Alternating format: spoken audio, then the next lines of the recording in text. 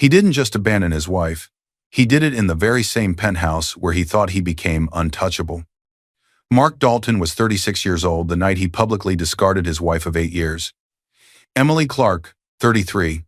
Quiet, steady, and far more powerful than he ever realized. It was Thursday night at 9:13 p.m. in a penthouse boardroom overlooking downtown Dallas, just 4 minutes after he signed the biggest contract of his life, a $40 million acquisition deal for his company, Dalton Modular Systems. He believed it would catapult him into a new elite world. He didn't know the woman standing behind him wasn't just his wife. He didn't know she wasn't powerless. He didn't know she wasn't done. In front of executives, assistants, and the mistress he planned to marry, Mark raised his champagne and announced, "Tonight marks my new beginning." Emily was a placeholder. Laughter flickered around the table. Cameras clicked. Tessa, 29. Polished hair, polished smile, polished lies, squeezed his arm as she told Emily she should move out by the weekend. If you'd been in that room, you would have seen the way Emily blinked once, slowly, as if absorbing not just humiliation but information. And you would have missed the smallest detail on the contract Mark bragged about. The parent company name at the top, ED Holdings Group, LLC, her initials, her inheritance, her power. To Mark, ED Holdings was just the anonymous parent behind Northlake Crest Capital, the investment firm whose logo was printed all over the deal documents. He let the buyer's lawyers handle the paperwork and never read past the payout numbers.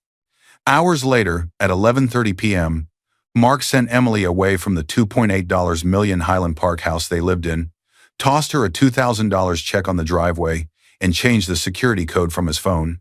He thought the house was his. He thought the new salary, $680,000 a year, as an executive at the acquiring company, would make him unreachable. He thought the world finally belonged to him. But what Mark didn't know was this. The woman he humiliated, the woman he stripped of her home, the woman he mocked in front of his mistress, was the hidden majority owner of the holding company that had just bought his business.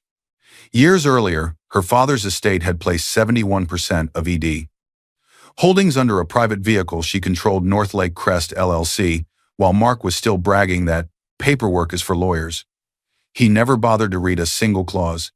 And the signature he was celebrating, the one he bragged about, the one he believed would change everything, it triggered a mandatory 90-day ethics and compliance audit under Section 14C, a clause she had quietly approved as majority owner the year before.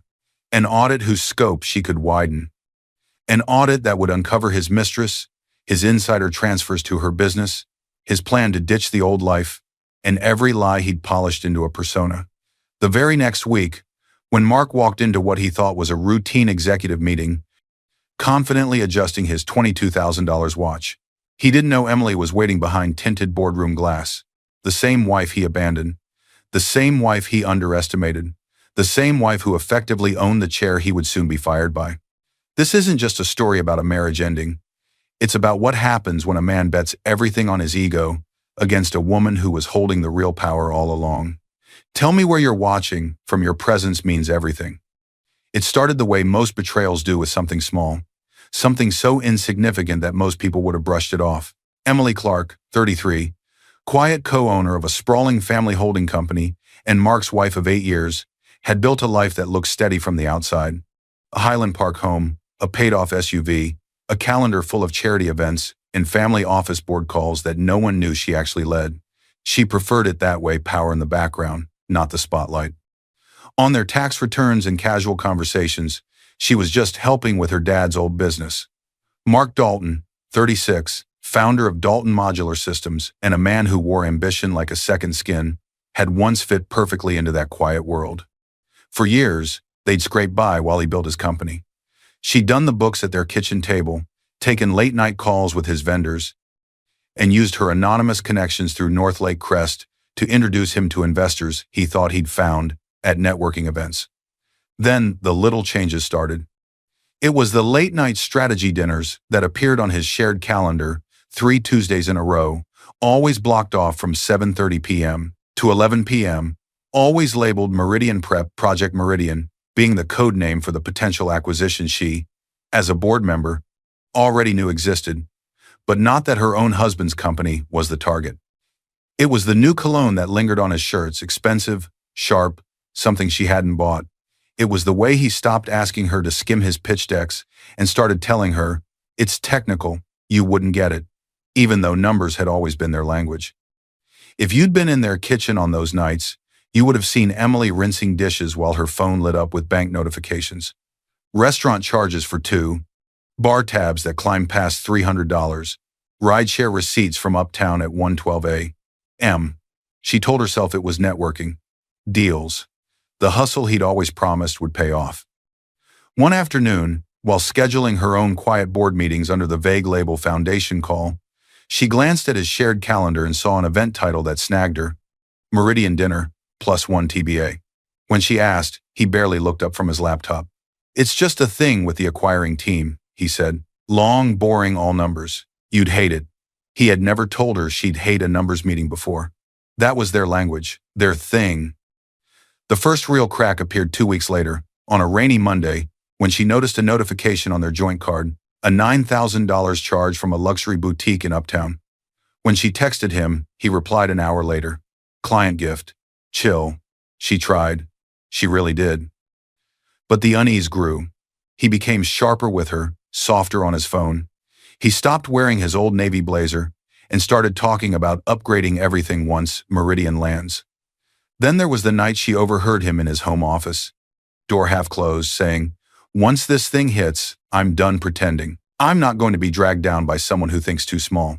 He never said her name. He didn't have to. She knew. Still, she stayed silent, watched, took note.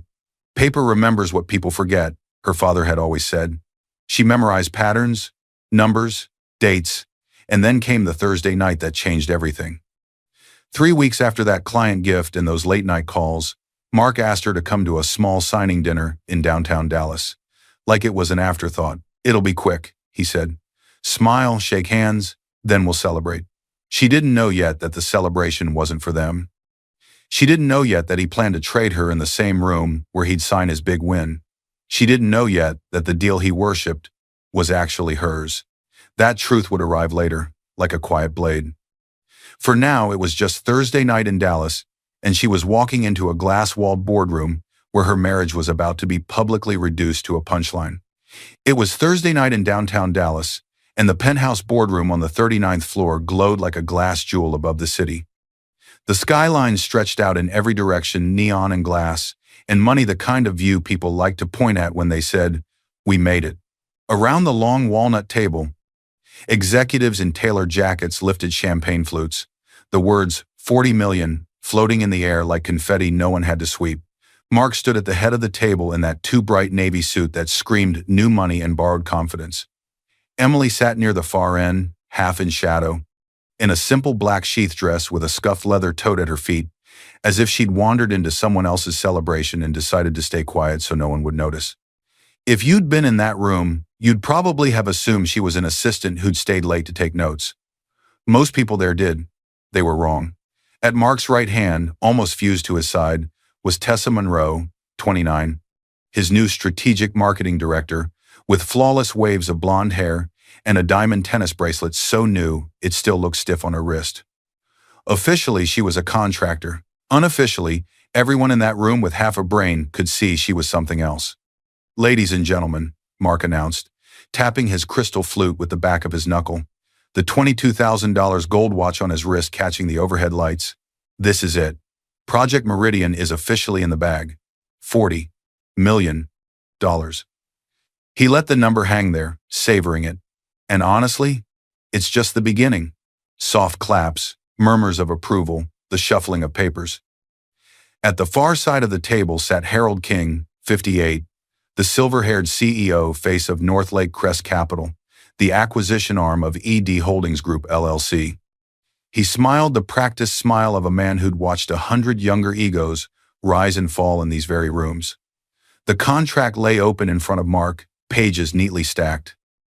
The heading on the first page read, "Project Meridian, Purchase Agreement, $40 million buyer, Northlake Crest Capital, a portfolio company of ED Holdings Group, LLC, seller, Dalton Modular Systems, Incorporated." Beneath it, in smaller print, was a parent company line nobody but Emily seemed to be looking at: Ultimate Parent ED Holdings Group LLC. Emily's gaze lingered on those letters for half a second longer than it should have. Her fingers drifted up to the thin silver pendant at her throat, the one her father had given her when she joined the board, the same year they hid her ownership behind North Lake Crest for privacy. Beneath the table, she curled her toes in her heels to keep herself grounded. "So before I sign away my blood, sweat, and tears," Mark said, grinning wide, "I want to thank the people who got me here." He turned, sweeping the room with his eyes. For a moment, Emily actually thought he might nod in her direction, acknowledge the years she'd spent running his spreadsheets at midnight, hunting for errors before investors saw them, quietly calling in favors from contacts he didn't even know she had. Instead, his gaze slid right past her and landed on Tessa. "First and foremost," he said, "this woman right here. Tessa came in when our brand was, let's be honest, stale. She believed in the vision. Pushed me." Tessa's smile flickered with rehearsed humility. "Oh, stop," she said, but didn't move her hand from his arm. "And, of course," Mark added, almost as an afterthought, "my wife Emily, who held down the fort while I chased the big stuff." His eyes finally found her, and there was a sharpness there, an edge most of the room missed. "Placeholders matter too." A couple of people laughed, unsure if they were supposed to. Heat crawled up Emily's neck. Placeholder. The word lodged in her chest like a splinter. If you'd been sitting in her chair, the storyteller might say, you would have felt how heavy that tiny word really was. Emily managed a thin smile, but her grip tightened around the stem of her glass. She watched Mark lean into Tessa, smelling the perfume Emily had seen only once before in a Sephora bag tossed on the passenger seat of his car. Harold cleared his throat. "Well, Mark, if you're done with the speeches, we should get signatures before the champagne goes to our heads." Mark laughed. "Fair point." He dropped into his chair, took the pen handed to him, and signed with a flourish on the signature line, "Mark Dalton, Chief Executive Officer, Dalton Modular Systems." Emily watched the ink sink into the paper, dark and final. "Congratulations," Harold said, signing his own line as representative for North Lake Crest Capital. "Once the funds clear, your payout will be—" He glanced at the summary sheet. "Just shy of $40 million before taxes and transaction fees." Mark whistled. "Not bad for a kid from Garland with no degree, huh?" He stood again and raised his champagne flute, soaking in the attention. "Tonight marks my new beginning," he announced. Emily was a placeholder. Laughter flickered around the table. Cameras clicked. Heat crawled up Emily's neck, hotter than before. He looked down the table to where Emily sat, expression composed. "Guess we finally get to upgrade, huh, Em?" "Upgrade?" she repeated quietly. Flashback: small home office, suburban Dallas, 2008. Emily was 17, knees pulled up under an old oak desk in her father's cramped home office. Peter Clark, 52 at the time, owner of a small but growing logistics firm, wore the same tired button-down he'd worn all week, ink stains on the cuff. He slid a thin file toward her. "See this?" he said. "This contract says they're buying 5 trucks. But down here," he tapped a tiny line in the middle of the page, "this clause says if they damage them and try to walk away, they still pay full price." "Isn't that sneaky?" Emily had asked, frowning. Her father smiled. "No, it's protection. People forget what they promise when it stops suiting them. Paper remembers what people forget, Em. Always sign as the owner, never just as the face." His hand had closed around hers, guiding her pen to the signature line of a mock contract he drafted for her, like it was a game. The memory dissolved. It was Thursday night in Dallas again, and Mark was pushing the signed agreement toward Harold like he'd just won the lottery. "Congratulations," Harold said, signing his own line as representative for North Lake Crest Capital. "Once the funds clear, your payout will be—" He glanced at the summary sheet. "Just shy of $40 million before taxes and transaction fees." Mark whistled. "Not bad for a kid from Garland with no degree, huh?" He looked down the table to where Emily sat, expression composed. "Guess we finally get to upgrade, huh, Em?" "Upgrade?" she repeated quietly. "Our lives," Mark said, voice suddenly too light. "Different neighborhood. Different everything." His eyes flicked to Tessa, who didn't bother to hide her grin. "Actually," Tessa chimed in, swirling the champagne in her glass, "we were talking about timelines, Mark. If you're moving into the new condo in Uptown by, what, the end of May? It might make sense for other arrangements to be made sooner. The word arrangements hung there, heavy and slippery. Emily's stomach dropped. Arrangements, she said slowly. Like what? Mark exhaled, performing exasperation for the room. Emily, can we not do this here? Do what? She asked, though she already knew. Look, he said, straightening his tie. Things have been off for a while. You know that. I didn't want tonight to turn into a scene, but this deal, this money, it changes everything. I'm moving forward. Tessa and I are together, officially. The room went unnaturally quiet. Someone coughed. The air conditioning hummed too loudly. Mark went on, as if reading from a script he'd rehearsed. We'll make sure you're taken care of. I'll talk to my lawyer about a fair settlement. But I can't keep pretending this marriage is working just because it's convenient. Convenient. Placeholder. The words piled on top of each other like bricks. For a second, Emily couldn't feel her hands. She stared at the pages of the contract, at the small print near the top, E.D. Holdings Group, LLC, Ultimate Parent Her. Her thumb rolled over the edge of her pendant. The initial shock that had threatened to swallow her started to cool, like water being poured over hot metal. Hurt gave way to a thin, sharp strand of anger, and beneath that, something even more dangerous. Clarity. If you'd been close enough to see her eyes, the storyteller might say, you'd have realized that something behind them had just clicked. Of course, Emily said, voice steady now. I wouldn't want to cause a scene. Tessa shifted, surprised by the lack of drama. We just want what's best for everyone, she added, in that soft script people use when they've already decided what best means, and it doesn't include you. Harold cleared his throat again, trying to reset the mood. Well, that's personal business. Professionally, Northlake Crest is thrilled. A server stepped in with a tray of fresh champagne. Mark's phone buzzed on the table, screen lighting up. He didn't look at it at first, too caught up in the congratulations and backslaps from the executives circling him. Emily did. For a brief second, she saw the preview line on the lock screen. New message, E.D. Holdings Compliance, Section 14, C initiated. Her initials were right there, buried in the sender address, ed.leadership@northlake-crest.com. No one but her would ever notice it. Mark finally picked up the phone and glanced at the notification, dismissing it with a flick of his thumb. Corporate spam, he muttered, dropping the device back onto the table. He had no idea that the email he just ignored contained a formal confirmation. The moment he'd signed the Meridian contract, he'd automatically triggered a 90-day compliance and ethics audit under Section 14C, an audit overseen by policy by ED Holdings' majority owner, Emily. She took a slow sip of champagne, the bubbles sharp against her tongue, and let herself breathe. What Mark didn't know yet was that tonight wasn't just the end of their marriage.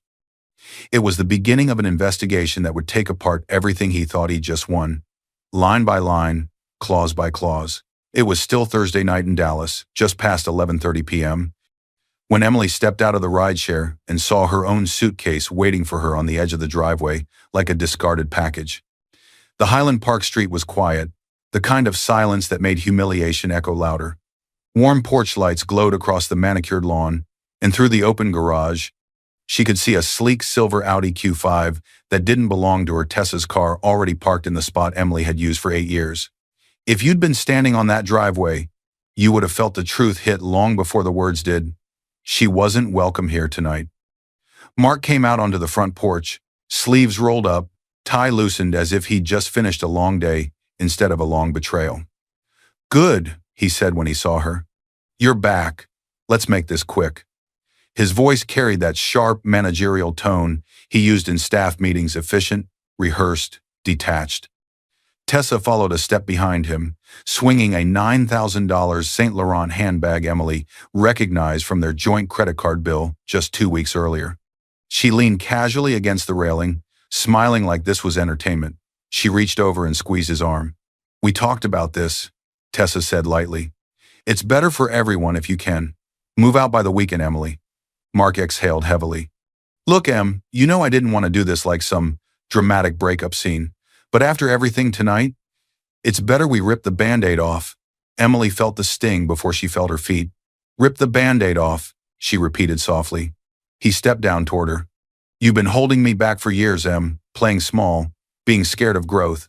I'm finally moving up. This deal puts me at a projected $680,000 annual salary next year. I need a partner who gets that, who matches that energy. He gestured lazily toward Tessa. She does. Tessa didn't even blush. Emily's stomach tightened, but the shock from the boardroom had worn down into something heavier, deeper. So this is it? Mark nodded, already impatient, as if he were closing out a meeting. I changed the security code. You won't be able to get in after tonight. I'll have your remaining clothes boxed up. You can pick them up tomorrow if you text first. What he didn't say, because he hadn't read the trust documents, was that the alarm system and the deed weren't actually in his name. He pulled an envelope from his jacket and held it out like a bribe in the middle of a negotiation. Here, $2,000. Just so you can get a hotel or something while we sort out next steps. I'm not heartless. The absurdity of the number nearly made her laugh, not outwardly, but somewhere inside, where the hurt was beginning to cool into clarity. He thought $2,000 would buy her silence, her cooperation, her grace. She took it without a word. Not because she needed it, but because every piece of paper in this story would matter. A man in his early 50s approached from the side of the house, cap in hand. Miss Clark? He asked gently. I'm sorry about all this. Emily blinked, surprised to be addressed with her own name for the first time tonight. Mr. Alvarez, she said, recognizing the property manager. You didn't have to come out this late. He hesitated, gaze flicking nervously toward Mark. I just wanted to clarify something before things get complicated. He lowered his voice. Mr. Dalton called me earlier from the boardroom. Wanted to confirm ownership before making changes. Mark folded his arms. Yeah, and you told me it's mine. I make the payments. Alvarez swallowed. The mortgage payments go through Harbor Crest Trust, sir. When I pulled the file, the deed showed the trust as owner. Sole beneficiary, Emily Clark. He glanced at her again. You already know that, ma'am. But I thought it was fair to say it out loud. A flicker, just a tiny one, ran across Mark's face. Annoyance, confusion, calculations rearranging themselves behind his eyes. But he masked it quickly. Whatever. It's marital property. We'll let the lawyers fight over the fine print. Alvarez shook his head, uncomfortable. I'm just telling you what the record says. I don't get involved in anything else. Tessa's smile wavered. Just a hair. But Emily caught it. Flashback, Dallas Law Office. 2019. Emily sat across from her father's attorney, Diane Porter, 61, a sharp woman with horn-rimmed glasses and a voice that could cut through steel. A stack of papers sat between them, thick enough to anchor a ship. These are asset protections, Diane explained. Your father insisted on this structure. If you ever marry, divorce, separate, fall out with someone, no one gets their hands on your inheritance unless you explicitly allow it. Harbor Crest Trust holds the house. You remain the sole beneficiary. Emily had frowned. Mark won't care about this. He loves me. Diane had exhaled softly, not unkind. Maybe he does. But love isn't what I'm drafting against, Emily. I'm drafting against what people become when money is involved. The memory dissolved. The driveway lights reflected off her silver pendant, making it glint like a small warning flare. Mark waved a dismissive hand. Whatever the paperwork says, you can't stay here tonight. This is my fresh start, Em. I don't need drama. Legally, she could have walked right past him, into the house that was held in a trust for her alone. But it was nearly midnight. She was exhausted, blindsided, and alone with a man whose anger was starting to outweigh his charm. She inhaled slowly, letting the night air fill her lungs, letting the last threads of humiliation settle into resolve. Okay, she said quietly. I'll go for tonight. Mark seemed almost relieved by how easy it was. Good, this is better for everyone. Tessa linked her arm with his. We're just moving forward. That's all. Some people evolve. Emily held her gaze. Some do. She bent down, reached for her suitcase handle, and pulled it upright. The wheels clicked softly against the concrete, small, steady sounds that didn't match the earthquake happening beneath her calm exterior. Her phone buzzed in her coat pocket as she walked toward the curb. She almost didn't check it, expecting a bank alert or a spam email. But the sender made her breath catch. Nora Bennett. The message was only 5 words. It's time. We implement Section 14C tomorrow. Nora wasn't just her lawyer. Nora's firm represented E.D. Holdings Group on high-level governance. Emily looked back at the house at the porch where Mark stood with his arm around another woman, and something inside her settled into place like a locked gear. Tonight wasn't the end of anything. It was the beginning. She stepped into another rideshare. This time the pin dropped not on a hotel, on a law firm. It was Friday morning in downtown Dallas, just after 8:15 a.m., when Emily stepped into the gleaming marble lobby of Wilcox & Arden, the law offices that handled both her family's holdings and, officially, certain governance matters for E.D. Holdings Group. The city outside buzzed with early commuters and espresso lines, but inside the building, everything felt too quiet, too cold, like the air conditioning had been set to match the mood of corporate risk assessment. If you'd been there, watching her walk through the glass doors with the same suitcase she dragged off her own driveway, you might have mistaken her for someone defeated. Most people would have. They would have been wrong. Nora Bennett, 44, Emily's attorney and a woman with sharp auburn hair and a reputation for dismantling unethical executives, waved her in from the doorway of a private conference room. She wore a charcoal blazer that fit like armor. "Rough night?" she asked quietly, though she already knew the answer. Emily nodded once. Nora didn't press. She simply gestured toward the long table covered in digital tablets, printed contracts, and confidentiality folders. A man sat waiting at the far end, Evan Marshall, 38, the corporate compliance officer assigned to the Project Meridian transition. He had the clean, neutral look of someone who'd spent years reading other people's secrets without reacting to them. "Emily," Nora said, taking her seat, "Evan will walk us through the requirements triggered by Section 14C. You remember the clause?" Emily did. She'd approved the latest revision herself, but she let Nora explain, because hearing it out loud was a kind of power in itself. Nora tapped the contract packet on the table. Section 14C is a behavioral compliance clause in E.D. Holdings' standard acquisition documents. For any deal over $10 million, it requires a full audit of key executives at the acquired company. By policy, that audit runs on a 90-day window. She glanced at Emily. Meridian is $40 million, so the clause triggers automatically. She slid a summary sheet toward Emily. Any behavior that could damage the company's reputation, workplace harassment, misuse of funds, sexual misconduct, public scandal qualifies for penalties. Those penalties include forfeiture of signing bonuses, clawback of certain payouts, and in extreme cases, removal from the acquiring company's leadership track. Emily's eyes skimmed the page. Her initials were at the bottom of the revision note. E.C. Board Majority Sign-Off. July 2023. Flashback Wilcox & Arden Office. July 2023. Emily sat across from Nora in a smaller conference room, sipping lukewarm tea. Mark had been coming home late for months, brushing off questions with vague references to networking dinners. He'd stopped bringing Emily to events. Stopped asking her opinion on deals he once begged her to look over. Nora placed a draft clause in front of her. "You don't have to assume the worst," she'd said gently. "But you do need to protect the company and yourself. If any executive tied to you personally goes off the rails, Section 14C gives the board leverage. Quiet leverage." Emily had traced her initials onto the approval line, hands trembling slightly. "Paper remembers what people forget," she'd whispered, her father's words echoing back to her. She hadn't told Nora exactly how worried she was about Mark. She didn't have to. Nora had seen enough marriages to read the subtext. The memory dissolved, the present sharpened. Nora folded her hands. And now Section 14C is active. Emily exhaled slowly, a controlled and steadying breath. "So, we begin the audit." Evan nodded. "With your authorization as majority owner of E.D. Holdings." "Yes." "My team started the automated sweep last night, as soon as his signature hit the system. Today we move into manual review." He tapped his tablet. "We'll review emails, corporate cards, travel receipts, calendar logs. Anything that indicates reputational risk. Billing is $650 an hour, but the board pre-approved up to 80 hours for the initial sweep." Emily's eyes flickered to the tablet. "Where do we start?" Evan swiped to a folder labeled Dalton, Preliminary Review. Before you arrived, we ran the first reconciliation of his corporate credit card. Something stood out. He turned the screen toward them. A single entry glowed red.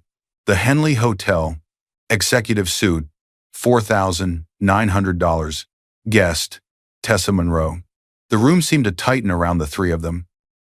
Emily felt the familiar sting behind her ribs, the echo of betrayal, but this time, it didn't consume her. It focused her, like a lens turning, narrowing.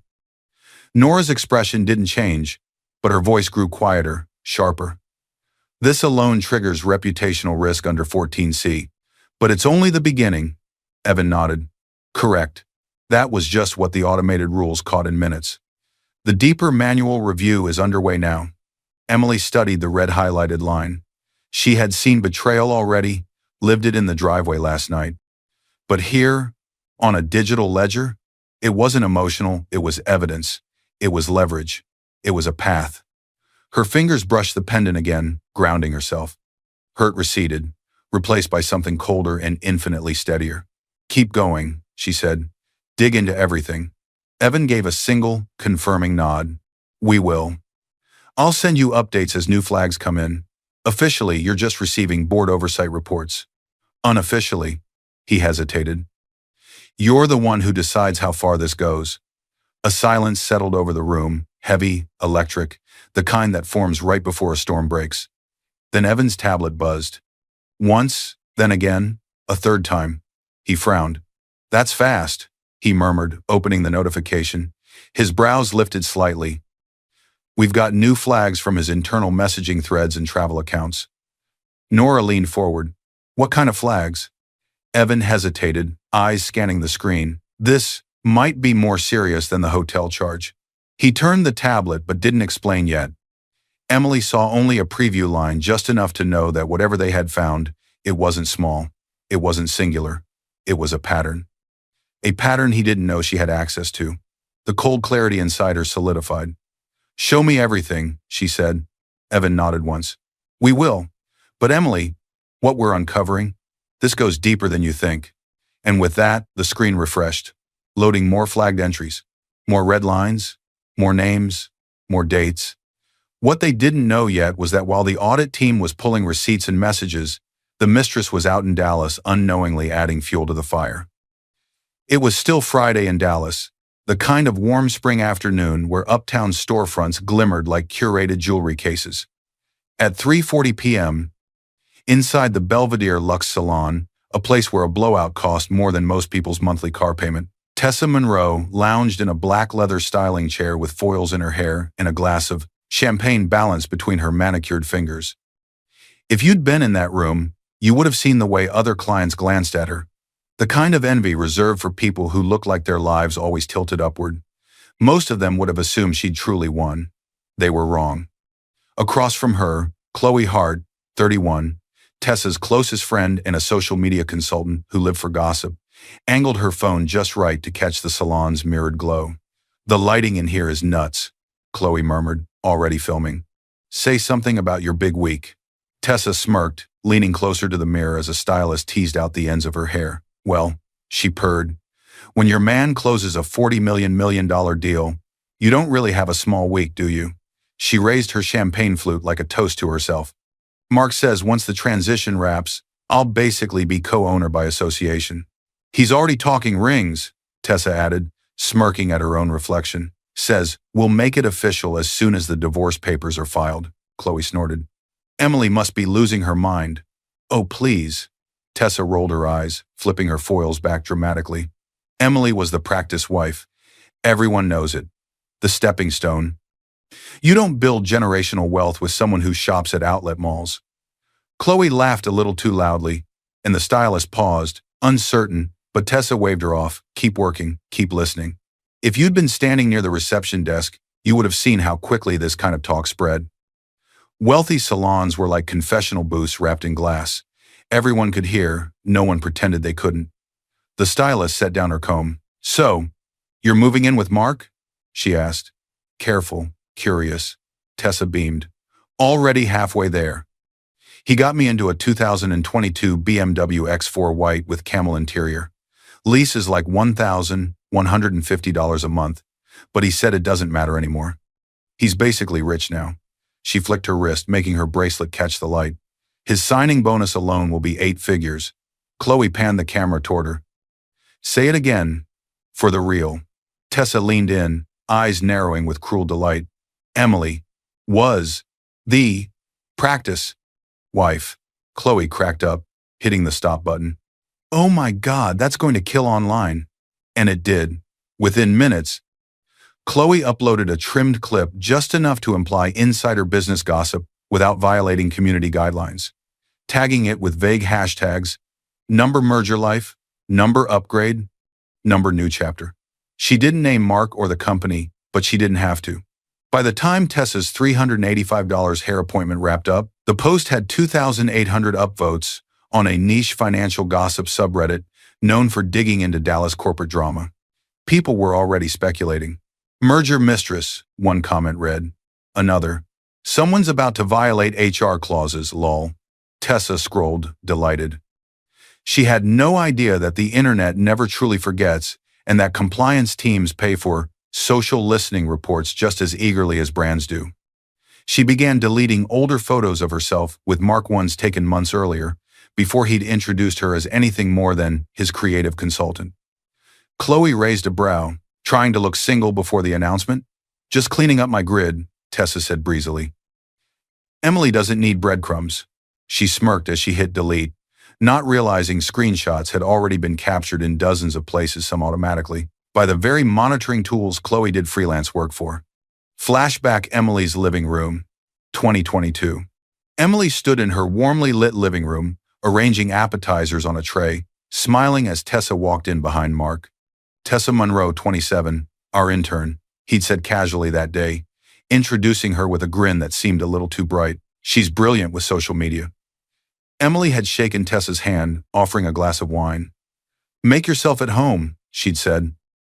Tessa's smile had been just as bright as tonight's salon grin. Too bright. The kind people use when they're hiding something sharp behind their teeth. The memory dissolved somewhere across town, but the consequences were about to cross paths. Chloe checked her phone, which was buzzing nonstop. Girl, you're trending on that finance forum I told you about. People think you're about to be Dallas royalty. I am about to be Dallas royalty, Tessa said, crossing her legs. Once Mark's bonus hits, it's over for everyone who doubted us. Chloe glanced down at another notification, this one, a text from a regular corporate client contact she kept in her phone under a coded nickname, Blue Star Client. Blue Star Client wasn't a person. It was how Chloe labeled her most lucrative contract, a monthly retainer from an unnamed law firm to flag any viral gossip tied to major Dallas deals. The law firm paid well to stay ahead of problems. She opened the message. Can you send any clips tied to the Meridian rumor we discussed? Anonymous is fine. Chloe didn't think twice. She tapped the salon video, hit share, and forwarded it straight to the contact number, assuming it would go into a faceless system somewhere.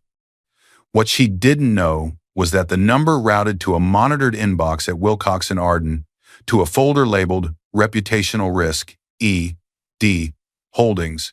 At 3:46 p.m., the clip of Tessa laughing about the practice wife pinged onto a screen in the same building where Emily had spent the morning authorizing a deeper audit. Nora opened it with a single raised brow and forwarded it into the Section 14C case file with one click. It was 2 business days after the audit began, a quiet Monday morning in downtown Dallas, when Emily stepped into the private executive boardroom of ED Holdings Group. The room was tucked behind a frosted glass corridor that most employees didn't even know existed, the kind of place used only for conversations too sensitive for ordinary conference walls. If you'd been there, you would have felt how different this air was from the night of the merger celebration. Still corporate, still sharp, but charged with something else entirely. Power. Hidden, waiting, finally stirring. A portrait dominated the far wall. Her father, Peter Clark, mid-laugh in a navy blazer, painted the year before he died. His eyes seemed to follow her across the room, a reminder of every warning he'd ever given her about men who saw value only in ownership, never in partnership. Harold King, 58, silver-haired CEO face of E.D. Holdings, whose cufflinks were always polished to the point of reflection, stood when she entered. Emily, he greeted gently, not with the empty politeness he used in public meetings, but with the familiarity of someone who had watched her grow up roaming these halls. At the head of the table sat Edward Sloan, 63, her father's former business partner and now chairman of the board, a man with a slow, deliberate way of speaking as if every word needed to earn its place. His beige sweater vest made him look almost scholarly, but his eyes were sharp enough to cut glass. "Emily," Sloan said, folding his hands, "it's time you reviewed the ownership summary. After everything that's happening with Meridian and with Mark, we can't delay clarity." She took the seat nearest the portrait, her fingers unconsciously reaching for the silver pendant at her throat. "Let's begin," Harold said, sliding a binder toward her. "You already know the basics, but we need to confirm everything formally in this context." Emily opened the binder. The first page carried a valuation. Inheritance assessment, $2,128 million. Sloan cleared his throat. "When your father passed, he left you 71% controlling interest of ED Holdings. That stake has increased slightly due to various acquisitions handled through Northlake Crest LLC, the shell entity we set up for your privacy. Northlake Crest Capital is just the public-facing investment arm," Harold added. "Northlake Crest LLC is the private vehicle that actually holds your shares." Emily swallowed. She had known the number. She had signed documents. But something about hearing it, said aloud in this room with her marriage collapsing outside, it felt like stepping back into her own skin after years of being talked over, leaned on, diminished. 71%, she repeated quietly. "Correct," Sloan said. "The remaining shares are spread among us and a few institutional investors. But nothing outweighs your vote. Harbor Crest Trust holds your personal real estate. Northlake Crest holds your equity in E.D. Holdings. All of it insulated from marital property claims by design." Emily nodded. "I didn't want Mark to feel like he was marrying into something. I wanted us to be equals." Harold exchanged a look with Sloan, one that said they had both predicted this moment long ago.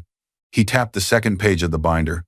"The board bylaws require owner anonymity in some deals to prevent conflict. That's why Mark only saw Northlake Crest Capital in his documents. It's why he doesn't know. Why he never thought to check." Emily felt a tension rise in her chest, defensiveness, guilt, anger intertwined. "I thought if he didn't know, he wouldn't feel like he was being measured against it. I didn't want any of this to be about money." "You were equals," Sloan said softly. "He simply never recognized it." She closed the binder, steadying her breath. "So what does my authority allow me to do with the Meridian deal?" Harold took a seat across from her. "Everything related to risk. As majority owner, you can expand the scope of Section 14C, approve disciplinary recommendations, or, in extreme cases, halt or unwind certain executive arrangements. We won't touch the purchase price without legal necessity. It would damage our reputation with sellers, but leadership is another story." He opened a slim folder and moved it toward her.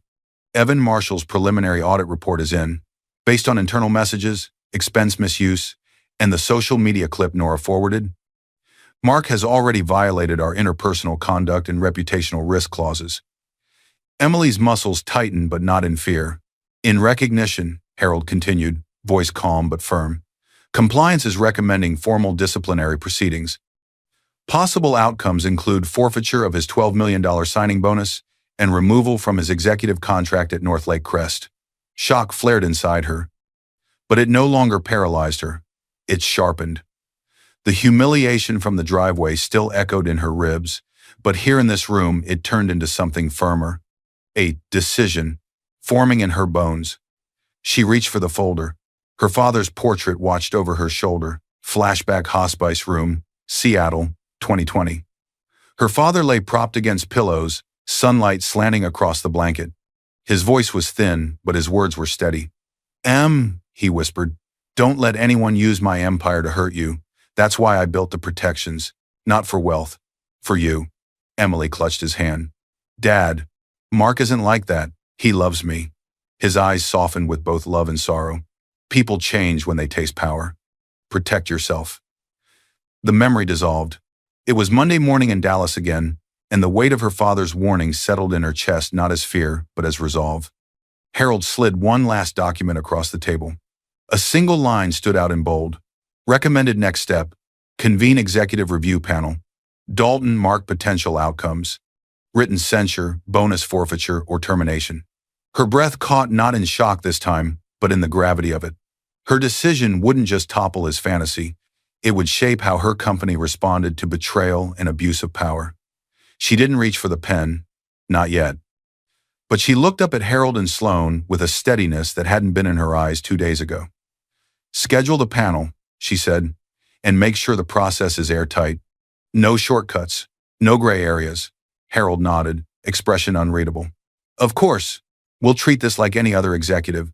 The calendar invite will go out as a routine review. He won't know what it really is." She rose slowly, the pendant warm against her skin. As she moved to leave the room, the folder slid a little on the polished table like it was being nudged toward her by invisible hands. By legacy, by betrayal, by truth. She didn't sign anything today, but the decision had already begun forming, quietly, unmistakably. And outside the boardroom, Mark had no idea the ground beneath him was already cracking. 4 days later, on a gray Friday morning in downtown Dallas, Emily stepped into the compliance operations suite, a floor most executives pretended didn't exist. The air was cool, humming with the low thrum of server racks, and the walls were lined with monitors displaying cascading spreadsheets, flagged emails, and digital trails most people never realized they left behind. If you'd been in that room, you would have felt it immediately. This wasn't where scandals were born. It was where they were dissected. Emily walked beside Nora Bennett, 44. Her attorney, whose sharp auburn hair and composed stride made her look like she belonged in places where truth cut deep. They entered a glass-walled war room where the compliance team had gathered analysts in crisp shirts, rolled-up sleeves, eyes fixed on screens. At the center stood Evan Marshall, 38, the corporate compliance officer she'd met days earlier, and beside him, Derek Cho, 41, a senior investigator with square glasses and a habit of tapping his pen when he was about to drop bad news. "Morning, Miss Clark," Derek said, nodding with the mix of respect and curiosity reserved for someone whose name appeared on ownership documents but rarely in hallways. Emily returned the nod and sank into the seat at the end of the long digital table, her fingers brushing the silver pendant she always wore. That small motion was the only sign of nerves she allowed herself. She was here as the majority owner, but she was also the wife who'd once believed in the man now under review. Evan tapped the center screen. "We've moved into Phase 2 of the Section 14C review," he said. "And well, we found something significant." The words hung for a beat. Emily steadied herself. "Show me." The screen lit up with a transaction trail. Lines of ledger entries, timestamps, memo fields. Derek pointed to a flagged transfer, highlighted in red. 3 months ago, Mr. Dalton authorized a transfer of Meridian subsidiary stock from an internal allocation pool assets he had insider knowledge of to a newly registered marketing firm. A pop-up window displayed the receiving party, Monroe Creative Strategies, LLC registered owner, Tessa Monroe, Tessa's company. Nora leaned forward, voice low. "He transferred company-related value to his Mistress's LLC before closing the deal?" Derek nodded. "Valued at approximately $180,000 based on the closing price at the time. His internal memo justification reads, consulting partnership, but the timestamps line up with calendar entries labeled personal dinners. No invoices. No deliverables in our system." Emily felt something hot rise in her chest, anger, humiliation, but it didn't consume her. It hardened. She inhaled slowly and let the feeling settle into something sharper. "Is that enough to trigger penalties?" she asked. "Yes," Evan said. "Under 14C, undisclosed personal relationships combined with questionable transfers qualify as reputational and ethical risk. This alone gives us grounds to recommend clawbacks on his executive compensation." Derek tapped again. Another window opened this time, internal messages pulled from Mark's corporate email and chat accounts. At hiring, he'd signed the standard IT policy. Company devices could be audited. They'd blurred out irrelevant lines. What remained glowed, damning. The 29th of March, 2025, 11:12 p.m. "Once this deal hits, I'm milking every penny and ditching the old life. Tessa gets it. Emily won't." The words slammed into her like a blunt force. She thought she'd grown numb to his cruelty, but seeing the sentence stamped with date and time, on company systems felt different. This wasn't suspicion. This was evidence. Nora's jaw tightened. That single message violates our reputation clause under 14C. Combined with the Monroe transfer, we're looking at serious internal sanctions and a probable regulatory referral. At minimum, he risks losing his $12 million signing bonus and his executive position at North Lake Crest. A junior analyst spoke up from the other side of the room, hesitant. There's more coming in. We're still indexing his mobile backups. His corporate phone was under our mobile device management, so his text logs and app messages are syncing now. Emily's fingers tightened around her pendant. She remembered, suddenly, another time, another warning she'd brushed off as love. She'd been chopping vegetables when Mark walked in laughing on the phone with a coworker. Prenups? He'd scoffed. Please. Only paranoid people need that. If you trust someone, you don't need paperwork. He'd kissed her cheek, smug and sure. She'd smiled, blindly reassured, never considering that no prenup also meant that if he ever torched his own career, there wouldn't be a neat way for him to wall his money off from consequences or from divorce. The memory dissolved, leaving behind a new clarity. No prenup meant no special protections for him. The sale money he'd bragged about was now headed straight into a divorce environment he no longer controlled. Nora folded her arms, studying Emily. We moved to disciplinary proceedings. HR is assembling an executive review panel. They want to schedule the hearing within a week. Emily felt the shift inside herself the moment humiliation finished transforming into purpose. Make sure the process is airtight, she said softly. Every step by the book. I don't want him to be able to claim witch hunt. We will, Evan replied. Your involvement as majority owner can remain confidential. You can watch from the observation room and cast your vote afterward, or you can choose to be in the open. Not yet, Emily said. Let him think he's just dealing with HR. On the wall, a new notification pinged, followed by a blinking banner. Hearing confirmation. Executive review panel scheduled. Dalton. Nora checked her phone, then looked at Emily with a knowing expression. It's set. The invite went out as routine post-merger review. He'll assume it's just onboarding. She paused, letting the words land. He has no idea you'll be on the other side of that glass. It was 1 week later in downtown Dallas, on the 42nd floor of the corporate headquarters, when Mark Dalton walked through the glass double doors of the executive hearing room, looking like a man about to receive an award rather than face an inquiry. The city stretched beneath him in sharp spring sunlight, and he strode across the polished floor with the swagger of someone who'd never once believed consequences applied to him. If you'd been standing in that hallway, you'd have seen the way employees stepped aside out of respect, intimidation, or the assumption that a man attached to a $40 million deal surely owned the room he walked into. They were wrong. Mark wore a deep burgundy suit that looked expensive but slightly too tight, as if he'd bulked up at the gym just to appear more commanding. The watch, his $22,000 trophy piece, flashed like a warning signal every time he adjusted his cuff. Tessa Monroe waited just off to the side of the reception area, pacing with the agitation of someone who thought she deserved a seat in the hearing but had been politely, firmly denied. It's nothing, Mark murmured to her as he passed. Routine review. HR crap. They do it with all acquired execs. He kissed her cheek, loud enough that the receptionist stiffened. After this, we'll celebrate. Maybe book that Napa trip. I've earned it. Tessa nodded, but her fingers twisted the strap of her handbag nerve she couldn't quite contain. A man about to be questioned about ethics rarely brought his mistress as emotional support, but Mark was convinced he was untouchable.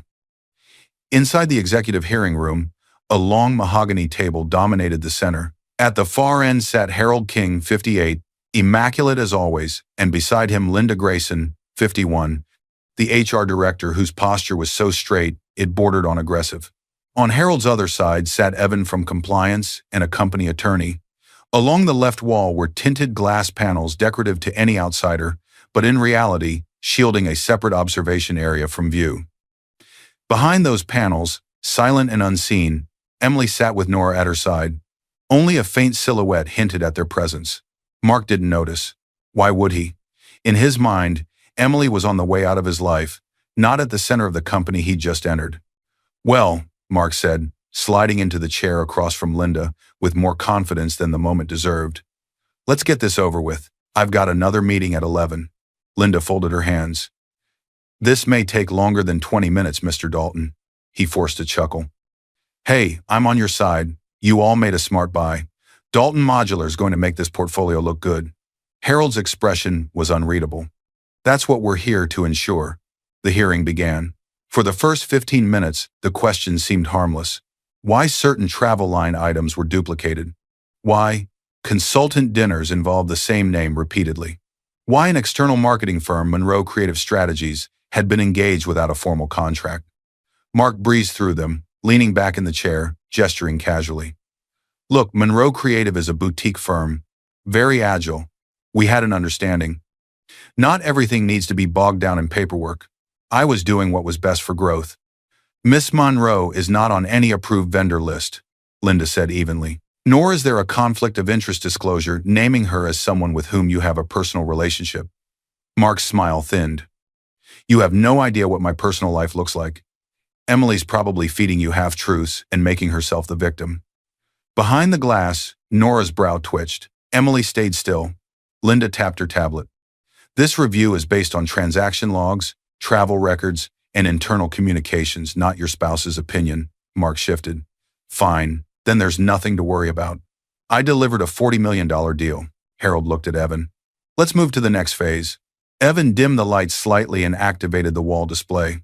On the glass, receipts appeared, hotel charges, duplicate flights, dinners for two, all coded as client development. The same names surfaced in note fields and guest lines. Tessa Monroe. You billed Miss Monroe's personal stays to the company, Linda said. She is neither an employee nor a disclosed vendor. Those were working trips, Mark snapped. Networking, brand positioning, strategy. She's basically been operating as our CMO. She deserves, but she is not your CMO, Linda cut in. She is your undisclosed partner. He bristled. You can't say that. You don't know what Emily is like behind closed. Linda didn't flinch. We're not here about your marriage. We're here because of what you charge to this company. He opened his mouth again, but Harold lifted a hand. Mark, there's more. A new screen loaded, internal chat logs, highlighted in yellow, and the 29th of March 2025, 11:12 p.m. Once this deal hits, I'm milking every penny and ditching the old life. Tessa gets it. Emily won't. Silence dropped like a stone. That was a joke, Mark said. Repeated jokes like this, combined with the financial pattern, constitute reputational risk, Evan said. Under Section 14C, we have an obligation to act. Mark scoffed. This is ridiculous.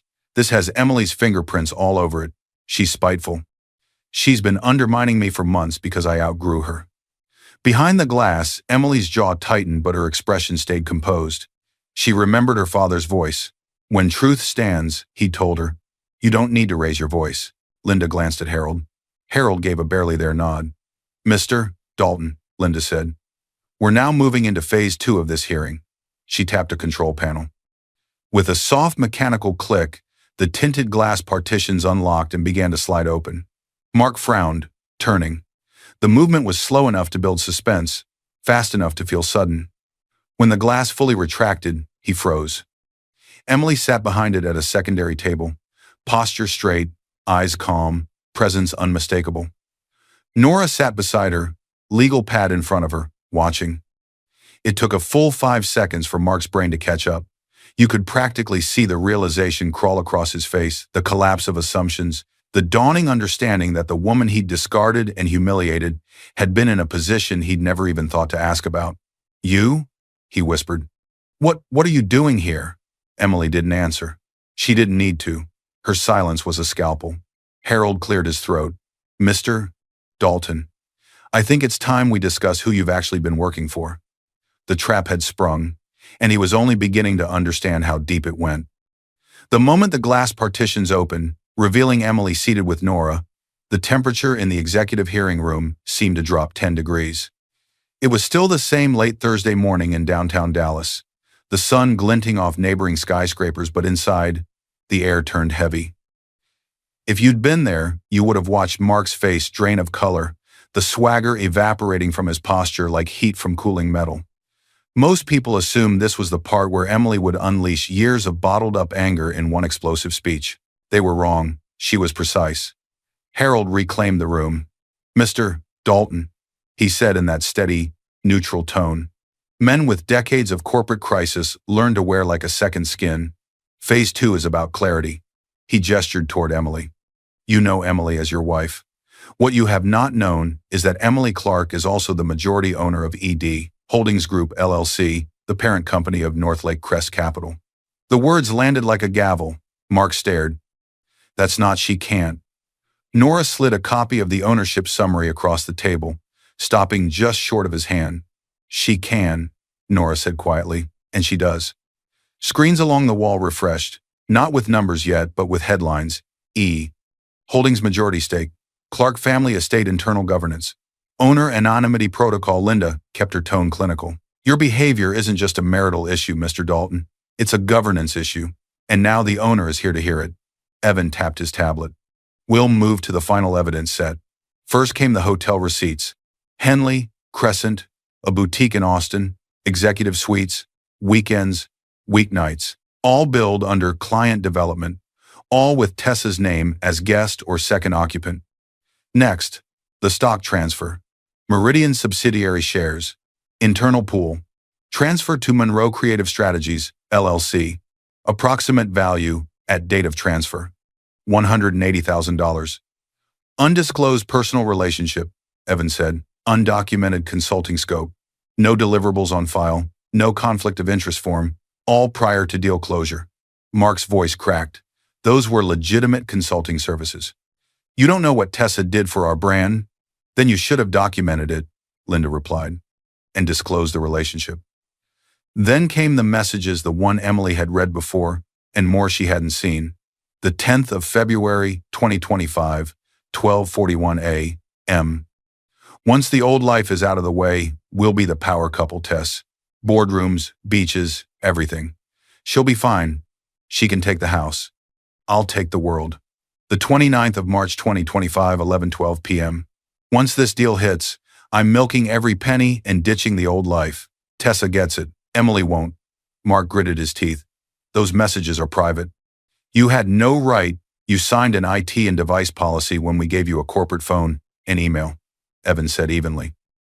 "You acknowledged your communications could be audited for compliance. They were." Nora's voice was measured but cold. "These behaviors create reputational risk for ED Holdings. They also expose us to potential regulator attention. Section 14C exists for exactly this reason. Based on this," Linda continued, "HR and compliance are jointly recommending the following: immediate forfeiture of your $12 million signing bonus, removal from consideration for any profit sharing or partnership track at Northlake Crest, termination of your executive employment agreement for cause." Mark lurched to his feet. "You can't do this. Harold, come on. You know what I've delivered. I built the company you just bought. He stabbed a finger toward Emily, is using you for revenge. This is a personal vendetta dressed up as policy." Harold didn't blink.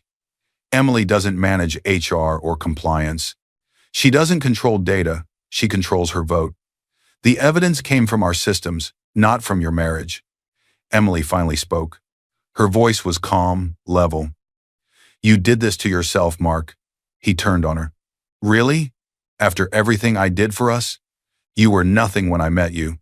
You were hiding behind charity events. I gave us momentum."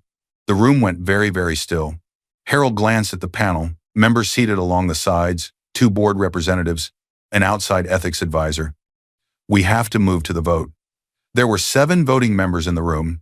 Harold, the HR director, Evan for compliance, the external ethics advisor, 2 board representatives, and Emily, whose majority stake effectively weighted the outcome. Linda slid a document toward Emily, the line at the bottom labeled, "Majority owner, disciplinary vote." Emily's fingers brushed her pendant, thumb running over the faint engraving she knew was there. Lasting. Flashback Hospice Room 2020. Her father's fading voice. "Never let betrayal make a home inside your life.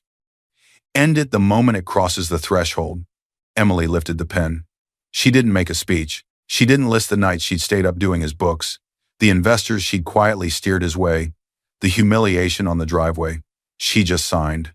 "I vote for termination and forfeiture," she said. One by one, the others added their signatures. Unanimous. Linda stood. Mr. Dalton, your employment is terminated effective today at 4:12 p.m. Your building access will be revoked within the hour. You will receive a written notice of your forfeited compensation and any remaining severance provisions under standard policy. You think this is over? Mark shouted. You think you've beaten me? I'll sue. I'll go to the press. I'll take everything. Emily didn't move. You already tried to take everything, she said quietly. You just didn't read who it belonged to. Security appeared at the doorway, 2 officers in dark uniforms. One handed Mark a white envelope. This is a restricted access notice, the guard said. You're not permitted on floors 40 through 45 without written authorization. That includes your former office. Mark stared at Emily with the horror of someone who'd climbed a ladder only to discover it was leaning against the wrong wall. He stormed out, nearly knocking over a chair, still yelling as the doors closed behind him. Silence settled over the room, a deep, final kind of silence. Nora exhaled slowly. That's one piece done. Emily stared at the closed doors, her expression unreadable but steadier than it had been in weeks. Justice was no longer just theoretical. It had specific line items, timestamps, signatures, but she knew something Mark didn't. The house he was living in, he'd never bothered to read that paperwork either. It was Friday morning in Highland Park, the kind of bright, too clear morning that made expensive lawns sparkle and exposed every crack beneath the glossy surface. Mark Dalton woke to the sound of engines and voices outside his bedroom window. He pulled back the curtains and saw 2 moving trucks in the driveway and 3 uniformed movers carrying out boxes he thought belonged to him. If you'd been on that street, you would have seen the confusion flicker across his face, a man who had always assumed the world bent around his will, now watching it shift without his permission. He thundered downstairs in bare feet, shirt half buttoned. What the hell is going on? He shouted. Standing in the foyer was Marianne Holt, 52, the trust attorney for Harbor Crest Trust, her steel gray ponytail pulled tight, glasses perched low on her nose. She held a leather folder and a clipboard, the way someone holds a shield.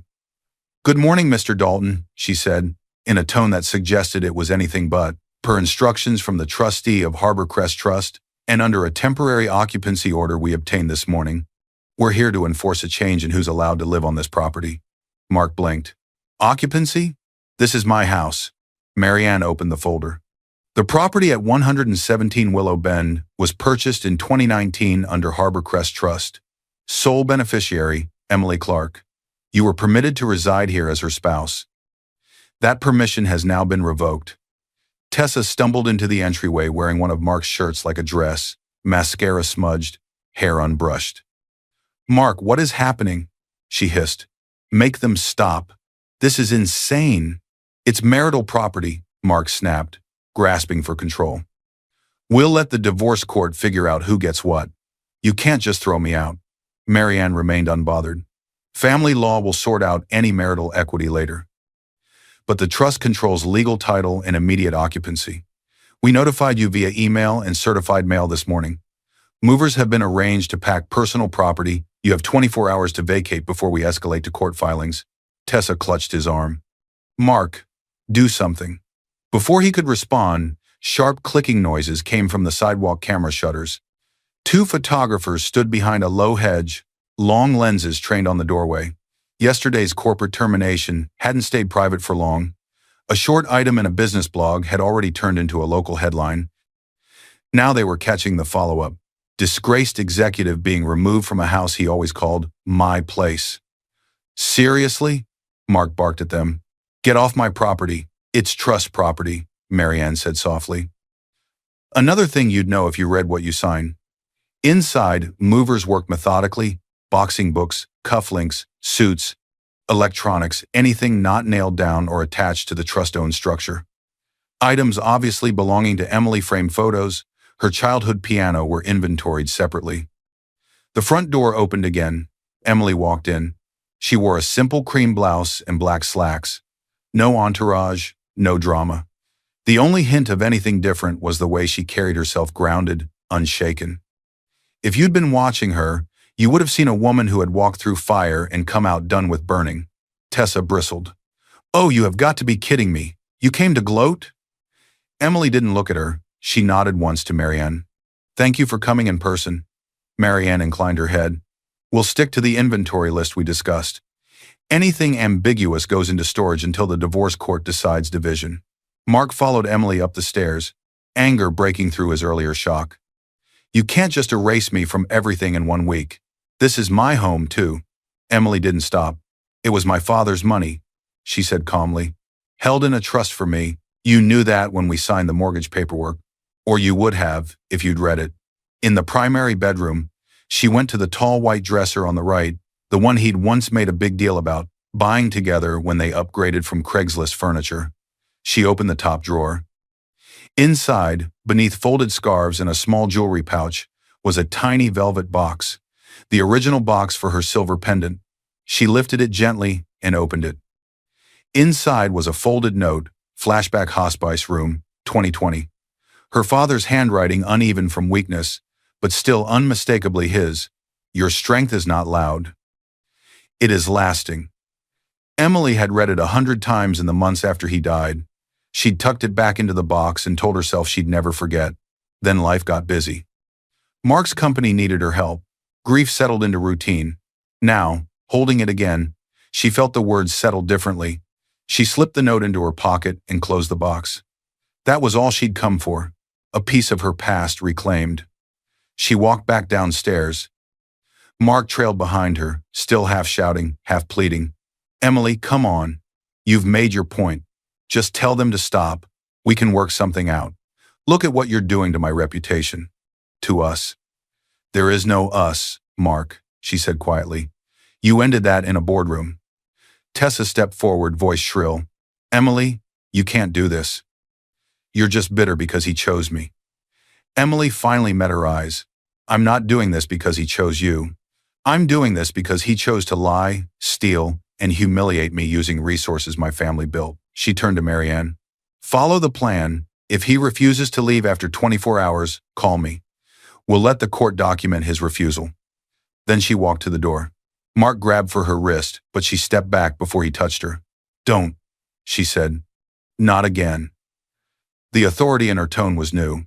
Even he heard it. Emily, please, he said, and for the first time his voice cracked not with rage but with fear. I just need time to fix this. You had time, she said. Years of it. She stepped outside. The door closed behind her, leaving Mark standing in the foyer as movers carried out the last visible pieces of the life he thought he built. His phone buzzed. He snatched it up, desperate for some good news. The preview line on the screen read, Subject, SEC, Preliminary Inquiry Notification, Informal. From, you, Securities and Exchange Commission, Enforcement. His lungs tightened. He opened it. The email was careful, bureaucratic, an informal notice that recent transactions involving Monroe Creative Strategies and Dalton Modular Systems were under preliminary review. They requested preservation of records. His lawyers would receive follow-up. Mark looked around at the boxes, at Tessa's frantic pacing, at the empty spaces where his things had been. For the first time, he truly understood. Emily hadn't just taken everything. She'd simply stopped letting him take what was never his. 3 months later, on a warm July morning in downtown Dallas, the city's financial district shimmered under the sun as shareholders poured into E. Holdings headquarters for the quarterly meeting. Inside the glass-paneled auditorium, the mood buzzed with anticipation not of crisis, but of progress. If you'd been in that room, you would have noticed something subtle yet unmistakable. The quiet confidence that filled the space now that the company had shed the chaos of scandal and tightened its ethics. Most people there thought they understood who was leading them into this new era. This time, they were right.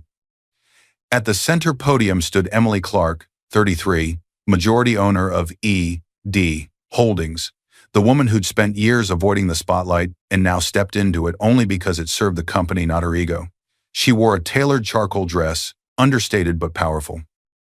Around her neck hung the familiar silver pendant, polished, steady, symbolic of everything she had survived and rebuilt. Nora stood off to the side with a proud, restrained smile. Harold and Sloan occupied the front row, flanked by board members and institutional investors. Emily clicked the first slide. Quarterly profit, $11.7 million, she announced. A ripple of satisfaction swept the room. Fingers typed, cameras flashed.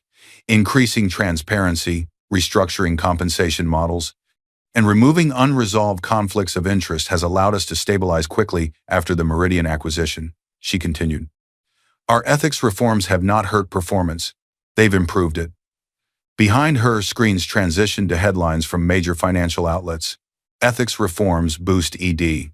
Holdings performance Dalton scandal. Spurs governance overhaul. Northlake Crest tightens executive conduct rules. Another set of headlines scrolled in a smaller corner. Former XEC hits regulatory headwinds after insider transfer sources. Dallas entrepreneur under SEC scrutiny. Mark's name wasn't in the big font anymore. He wasn't the story, just a cautionary example in the footnotes. Industry rumors said he'd burned through lawyers' retainers, fighting the termination, and now rented a small furnished apartment outside the city limits, bouncing between calls with regulators and attempts to pitch new ventures no serious investor wanted to touch. He wasn't literally sleeping on the streets. But for a man who'd measured himself by offices and views, his new reality was a different kind of homelessness. Tessa Monroe had gone nearly silent online. After paparazzi photos of her screaming on the Highland Park driveway made their way to gossip sites, sponsorship inquiries dried up. Within weeks, she'd rebranded her accounts as taking a break to reset and reportedly moved to another city to start fresh. Emily's life, meanwhile, wasn't loud now. It didn't need to be. The Highland Park house was hers again, not just on paper, but in feeling. She'd repainted walls, changed furniture, and removed every piece that reminded her of arguments and late-night phone calls he'd taken on the patio. The piano stayed, the pendant stayed, the note from her father stayed, framed in a drawer she opened when she needed to.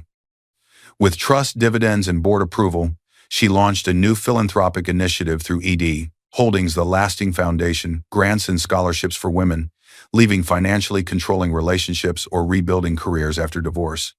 $2 million in seed funding.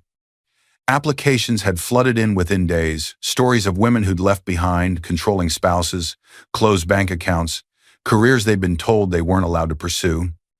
If you'd seen her reading those applications at her kitchen table late at night, you wouldn't have seen a vengeful ex-wife. You'd have seen a woman turning her own story into structural help for others. Back in the auditorium, Emily clicked the final slide of the presentation. "Thank you all for your trust," she said, "and for believing in the future we're building not just in profit, but in how we earn it." The room erupted in applause. Cameras captured her smile, a quiet, genuine curve that carried relief, pride, and a new vision. As the shareholders stood to mingle and discuss numbers, Harold approached her, tablet in hand. "Emily," he murmured, "a new acquisition target just came in, valued at $55 million. Clean records, innovative team. I think you'll want to review it before tomorrow's strategy session." She took the tablet, scanning the summary. Another opportunity, another deal, another future to shape, this time with clear eyes and firm boundaries. The auditorium lights glinted off her pendant as she turned toward the boardroom, her boardroom now, her father's legacy fully in her hands, no longer as someone's plus one, not as a placeholder, not as background. As she walked through the glass doors, the camera would linger on her silhouette, every step calm and certain. Somewhere across the city, in a smaller, cheaper apartment, Mark Dalton scrolled past one of those headlines about ED Holdings' record quarter. He didn't click it. He didn't have to. He already knew the truth that had taken him too long to see. Emily didn't just survive him. She surpassed him. I hope you enjoyed watching it as much as I enjoyed creating it. Like, share, and comment on the lessons you've learned. Let me know where you're watching from in the comments below. See you in my next video.